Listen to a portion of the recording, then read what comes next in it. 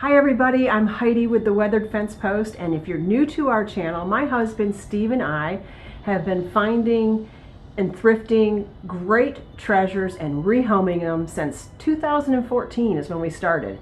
We have two booths, one locally, one at Antiques at Gresham Lake in North Raleigh, and one at Collected Treasures in Garner. We're out of North Carolina. We mostly thrift in the Raleigh-Durham area. We occasionally travel to the coast or to the mountains of North Carolina, so we'll do thrifting adventures then too. And we'll also do little videos about whatever our trip is about. Maybe we're camping, or maybe we're going to visit friends in the mountains. So you might see a little video about that occasionally. We also travel to upstate New York a couple times a year or once a year, and down to the St. Augustine area, Palm Coast area of Florida. So you might see videos from that too. We always try to film whenever we're hunting and show you what our haul is. And on today's video, I went to some Goodwills in the area, and I'm going to do a little film. I'm not going to be facing the camera today when I do the film just because of time constraints. I don't have time to show each item individually. I'm just going to talk about a few of them. But we'll go over the haul and see what I found at the Goodwills this week. So thank you for joining us. Give us a like, give us a share if you enjoy these type of videos.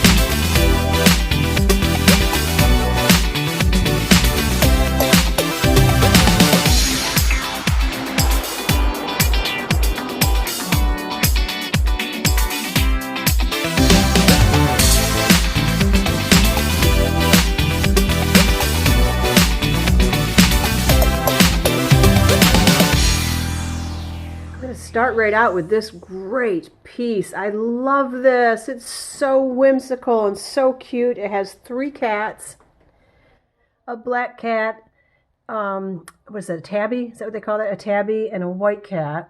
And I think there's a bird. No, that's not a bird. It's a flower. But, oh, I love it so much. It's a pretty good sized plate. It's for decor purposes. I wouldn't use it for serving anything on, but it just is adorable. Absolutely love it. I could not read who the artist is, and I did do a Google search on it, and nothing came up. So I don't know if this is a hobbyist piece or a professional piece, but I just thought it was adorable, an absolute pickup. And on that, I also picked this up, and this is a great piece. This is from House of Lloyd, and it is called the Tabby. It's from 1992, and it's called the Tabby Appetizer Board. And with everybody doing, charcuterie boards and everything, and I can't pass up an adorable cat like this, surrounded by flowers and a butterfly.